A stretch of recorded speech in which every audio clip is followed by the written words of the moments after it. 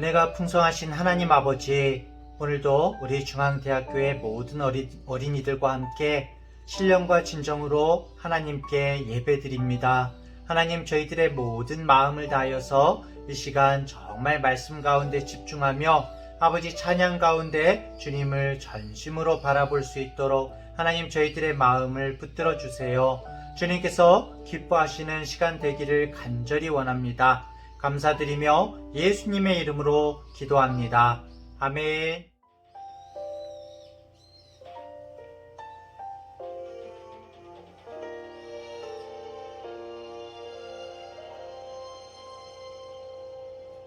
나는 하나님을 예배하는 예배자입니다. 내가 서 있는 곳 어디서나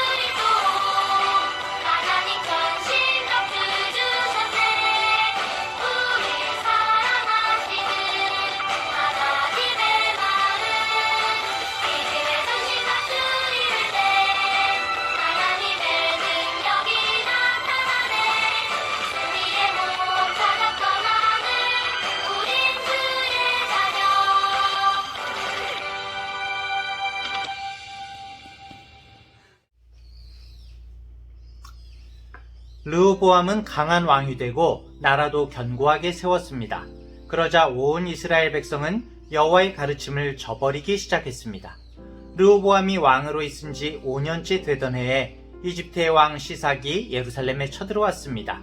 그 일이 일어난 까닭은 르호보암과 백성이 여호와를 따르지 않았기 때문입니다. 시삭은 전차 1200대와 기마병 6만 명을 거느리고 왔습니다. 그는 셀 수도 없이 많은 리비아와 숲과 에티오피아의 군대를 이끌고 이집트에서 쳐들어왔습니다. 시삭은 유다의 요새들을 점령하고 예루살렘까지 진격했습니다. 그때 예언자 스마야가 시삭을 두려워해서 예루살렘에 모여있던 르호보암과 유다의 지도자들에게 왔습니다. 스마야가 그들에게 말했습니다. 여호와께서 이렇게 말씀하셨소. 너희가 나를 저버렸으니 나도 너희를 버려 너희를 시삭에게 넘겨주겠다. 그러자 유다의 지도자들과 르호보암 왕이 잘못을 뉘우치고 말했습니다. 여호와께서는 옳은 일만 하십니다. 여호와께서는 그들이 자기 잘못을 뉘우치는 모습을 보시고 스마야에게 말씀하셨습니다. 왕과 지도자들이 잘못을 뉘우치고 있으므로 그들을 멸망시키지 않고 곧 구해주겠다. 시삭을 시켜 예루살렘을 멸망시키지는 않겠다.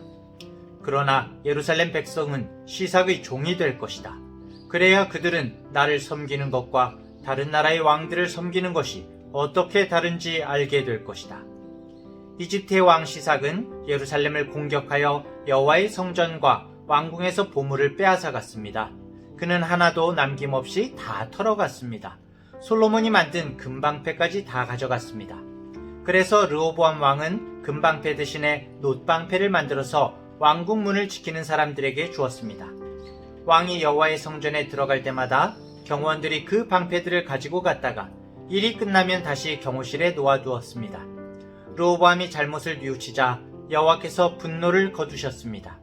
그래서 르호보암을 완전히 멸망시키지는 않으셨습니다. 유다는 그래도 형편이 좋았습니다. 르호보암 왕은 예루살렘에서 강한 왕이 되었습니다. 그는 41세의 왕이 되어 17년 동안 예루살렘에서 왕으로 지냈습니다. 예루살렘은 여호와께서 예배를 받으시려고 이스라엘 모든 지파 가운데서 뽑으신 성입니다.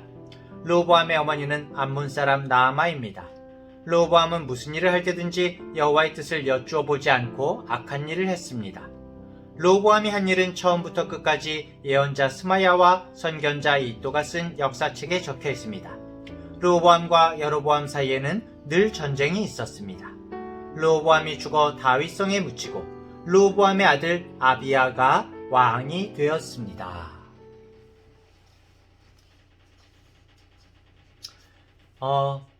할렐루야 여러분. 오늘 하나님의 말씀의 제목은 하나님 앞에서 겸비하자예요.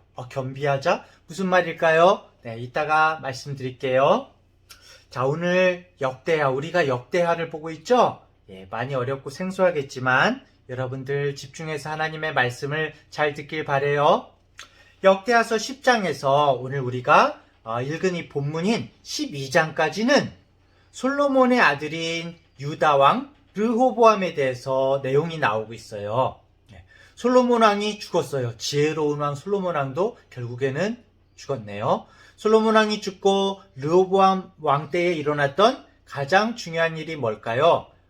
바로 이스라엘이 둘로 갈라지는 사건이었어요. 솔로몬 왕 때의 나라는 부강해졌지만은 백성들은 세금도 너무 많이 내고 그리고 일도 너무 많이 했던 것 같아요. 그래서 솔로몬 왕 이후에 백성들은 그 아들인 르호보암 왕에게 세금을 좀 낮춰주세요. 그리고 나라가 시키는 일을 좀 줄여주세요. 이렇게 부탁을 했거든요. 그런데 르호보암 왕이 지혜로운 신하들의 말을 듣지 않고 백성들에게 아주 포악하게 말을 한 거예요. 나는 아버지 솔로몬보다 더 세금도 더 거두고 일도 더 많이 시킬 것이다. 이렇게 심하게 말을 한 거지요. 백성들은 불만이 꽝 하고 폭발해 버렸어요. 그래가지고 결국에는 이스라엘의 12지파 중에서 10지파가 북쪽에다가 새로운 나라를 만들게 된 거예요. 그래서 북이스라엘이 생기게 돼요. 르호보암 왕이 다스리던 원래 이스라엘은 남유다라고 불리게 돼요. 남쪽에 있어서. 자, 이렇게 안 좋은 일이 있었는데 또 역대하 11장에서는 반대로 르호보암 왕이 하나님의 말씀에 순종해서 복을 받았다고 또 나와요. 왔다 갔다 그렇죠? 열 지파가 반역을 했어요. 북이스라엘을 세우니까 르호보암 왕이 화가 났어요. 화가 나가지고 유다와 또 같이 있는 베냐민 사람들을 막 불러 모았어요. 북이스라엘로 쳐들어가려고. 그런데 하나님께서 선지자를 통해서 말씀하셨어요. 너희 형제를 공격하지 말아라. 이것은 다 나의 뜻대로 이렇게 이루어진 것이다 라고 하나님께서 선지자를 통해서 말씀하시니까 그 말씀을 듣고 르호보암 왕이 북이스라엘로 쳐들어가는 것을 포기하게 됐는데 오히려 하나님께서 유다에게 복을 주셨다라고 그렇게 성경에는 말씀하고 있어요. 그래서 그 이후에 르호보암 왕은 많은 성들을 건축하고 무엇보다도 북이스라엘에서 위쪽에서 이제 쫓겨난 제사장들과 레위 사람들을 받아들였어요. 받아들여서 그들과 함께 하나님을 잘 섬기게 돼요. 이렇게 말씀에 순종했을 때 어떻게 됐을까요, 여러분? 네. 하나님께서 복을 주셨다. 남유다가 더욱더 튼튼하고 강해졌다라고 이렇게 성경은 말해요. 자, 이런 모습에서 11장 17절은 르호보암과 그의 신하들이 다윗과 솔로몬의 길로 행하였다 이렇게 말을 하는데 나라가 더 튼튼해졌다는 거예요. 예. 자, 그런데요, 여러분, 오늘 우리가 읽은 역대하 12장에서는 다시 왔다 갔다 좀 사람이 꾸준해야 되는데 다시 르호보암 왕이 하나님께 불순종해서 심판을 받게 되는 모습을 우리들에게 보여주고 있어요. 안타깝죠? 르호보암이 나라를 다스린 지 3년 동안은 하나님 말씀에 잘 순종했어요. 그런데 3년이 지나고 나서 나라가 튼튼해지니까 교만해진 거야. 르호보암이 정말 처음 마음과 생각을 잊어버리고 하나님 앞에서 범죄하고 우상을 섬기고 율법을 소홀히 여기게 됐어요. 그리고 이 르호보암은 어느새 남유다가 강해진 것이 하나님께서 이 유다를 도우신 것이라는 것을 하나님의 은혜와 도우심이었다는 것을 완전히 잊어버리게 된 거예요. 왕이 된 정말 처음에 하나님을 간절하게 구했던 그런 마음은 다 사라지고 그 자리에 교만이 가득하게 된 거예요. 왕의 마음이 교만해지자 여러분, 왕이 참 중요해요. 여러분들도 앞으로 사회에서 리더가 될 거예요. 많은 사람들을 이끌 사람들이 될 건데 여러분, 리더가 어떤 마음을 품느냐에 따라 그 리더를 따라오는 사람들의 자세도 다 달라져요. 이 왕의 마음이 교만해지니까 자연스럽게 신하들과 백성들도 모두 그 교만함을 본받아서 하나님을 떠나서 행동하게 됐어요. 자, 그리고 결국 하나님께서는 율법을 버리고 교만해진 르호보암과 백성들에게 벌을 주시게 되는데 어떤 벌이었을까요, 여러분? 바로 애굽의 왕, 이집트의 왕 시삭으로 하여금 남유다를 공격하도록 하신 거예요. 이게 정말 시삭의 군대는 정말 엄청나게 많았어요. 병거가 1200대에 마병이 6만 명이라고 그랬어요. 그리고 이집트군만 온 게 아니라 이집트에서 함께 온 리비아와 숙과 그리고 구스의 그 근처에 이제 나라들의 용병들이 이루 헤아릴 수 없이 많았다고, 도저히 셀 수가 없을 정도로 많았다는 거예요. 당시 여러분, 군사력에 있어서 병거는 뭘까요? 오늘날에 있어서 탱크와 같은 거예요. 탱크와 같은 위력이 있었어요.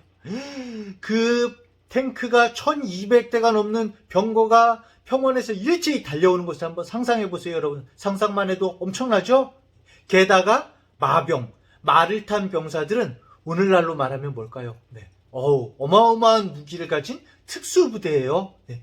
이런 특수부대, 땅에서 싸우는 그냥 걸어다니는 보병들을 말로 그냥 퍽퍽 치고 나가는 마병이 6만 명이나 된다는 거예요, 여러분. 이건 정말 어마어마한 거예요. 나머지 군대 숫자야 얼마나 많은지 아까 전에 얘기했지만 헤아릴 수가 없다, 셀 수가 없다고 그렇게 표현하고 있을 정도인 거예요. 누구 못지않게 군사력을 자랑하던 르호보암 왕조차 제대로 싸워보지도 못하고 여러 성들을 다 빼앗기게 됩니다.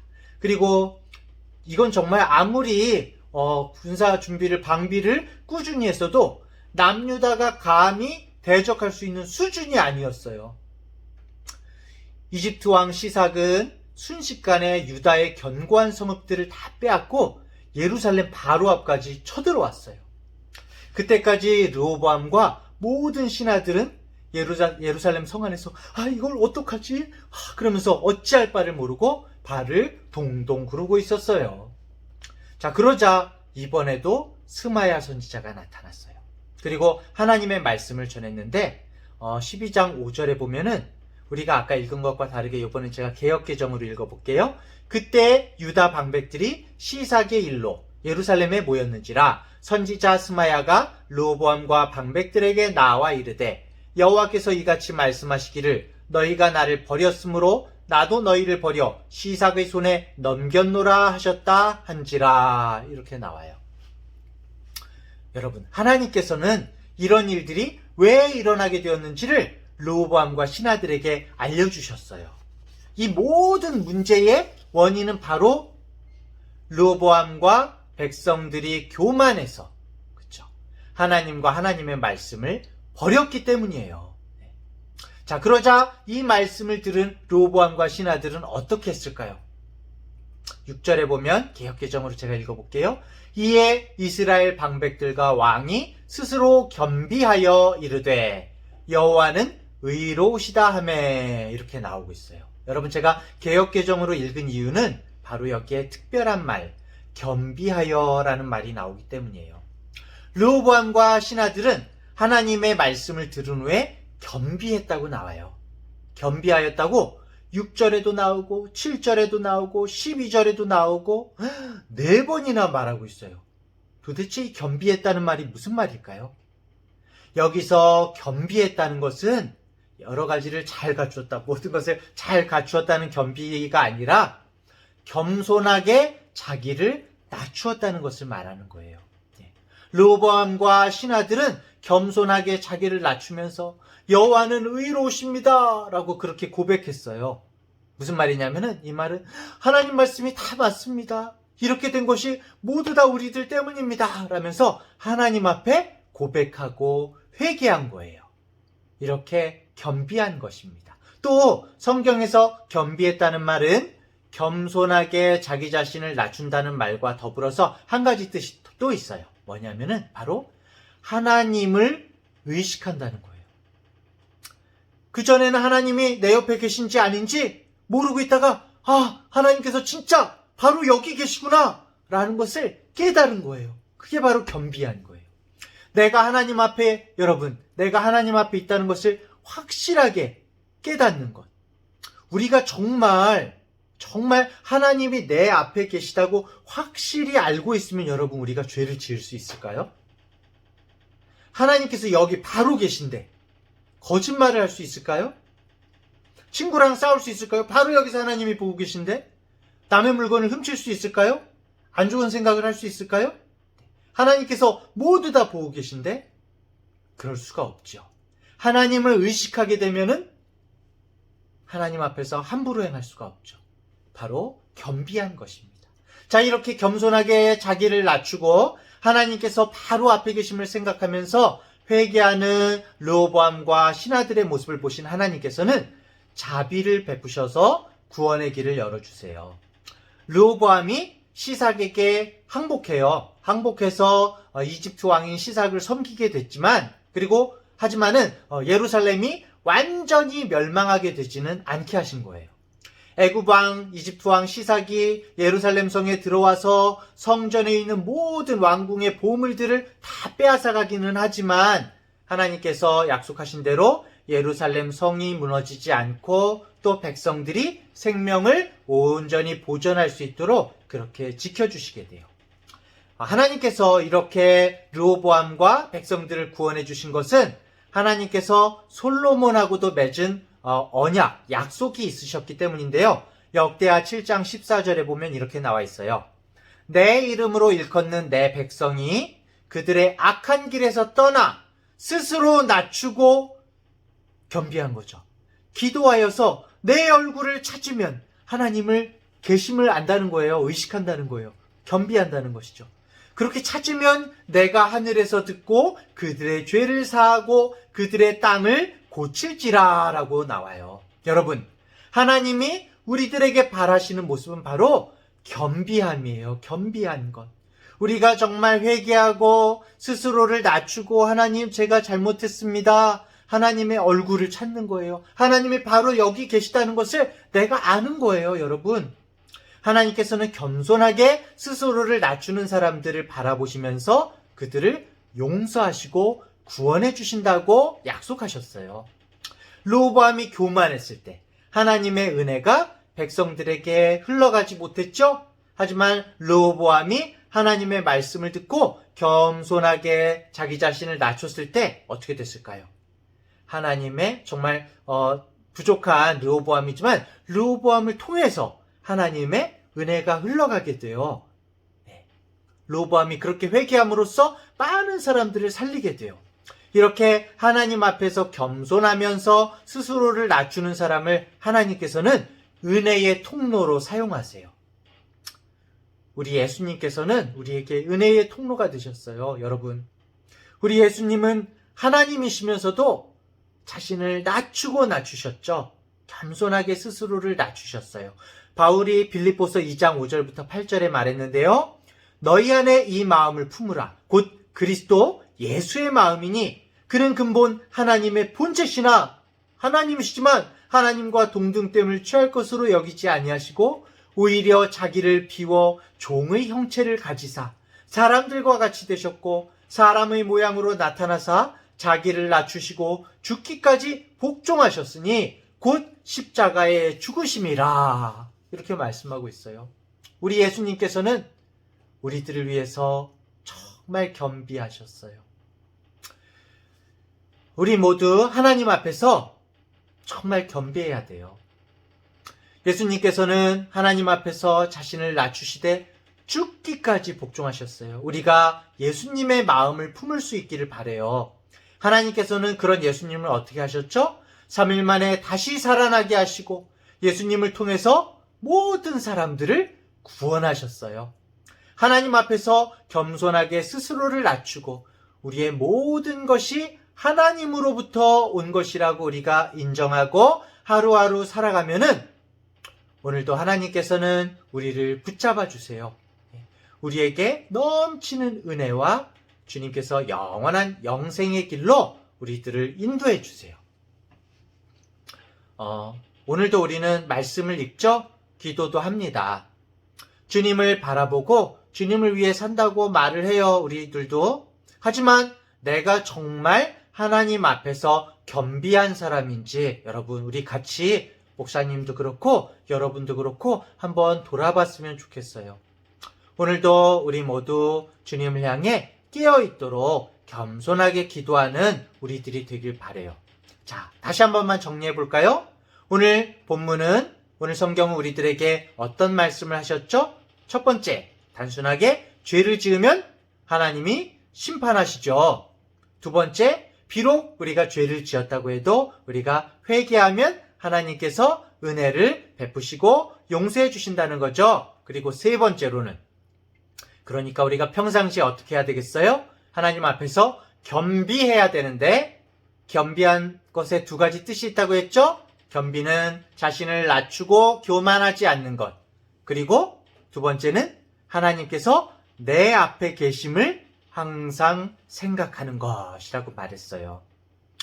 우리들은 여러분 내가 정말 눈에 띄게 큰 죄를 짓지 않으면 우리가 별로 자신에게 회개할 것이 없다고 생각할 때가 많아요.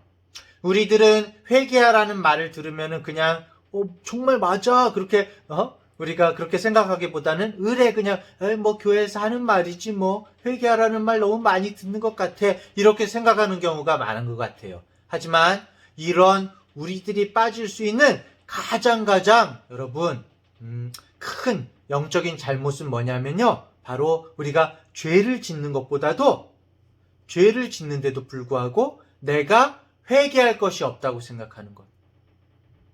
하나님을 전혀 생각지 않고 나는 하나님 앞에 잘못한 것이 있다는 것을 전혀 생각지 못하는 것, 이것이 문제인 거예요. 사람은 우리가 잘못하면 죄를 지을 수도 있어요. 그때마다 겸비하고 하나님을 의식하면서 하나님께 회개하면서 나가는 것이 정말 중요한 거예요.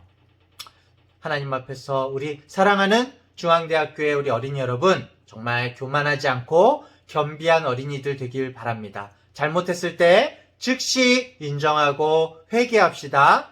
하나님의 은혜의 통로가 되는 우리 모든 어린이들 되기를 주님의 이름으로 축원합니다. 기도하겠습니다. 하나님 아버지, 르호보암이 교만해서 하나님의 말씀을 버린 모습과 그리고 르호보암이 하나님의 벌을 받을 때에 겸손하게 스스로 낮추는 모습, 그리고 그런 그에게 자비와 구원을 베푸시는 하나님의 모습을 오늘 성경을 통해서 봤습니다. 그리고 정말 틈만 나면 교만해서 하나님의 말씀을, 하나님의 은혜를 잊어버리는 우리의 모습을 다시 한번 돌아보게 됩니다. 오늘 말씀을 잘 기억하게 해주세요. 특별히 자기를 낮추시되 죽기까지 하나님께 복종하신 예수님을 기억할 수 있도록 도와주세요. 그리고 주님의 마음을 품고 오늘 하루를 하나님 앞에서 겸비한 자세로 살아갈 수 있도록 도와주세요. 그 가운데 하나님이 주시는 용서와 은혜를 더 깊이 누리고 내 친구들을 위한, 이웃을 위한 은혜의 통로가 될 수 있도록 인도하여 주세요. 하나님께서 우리의 인생에 복을 주실 때 더욱더 겸손해지고 더욱더 말씀 앞에서 자신을 낮추도록 주님 지혜롭게 해주시고 인도해 주세요. 감사드립니다. 주님, 예수님의 이름으로 기도드립니다. 아멘.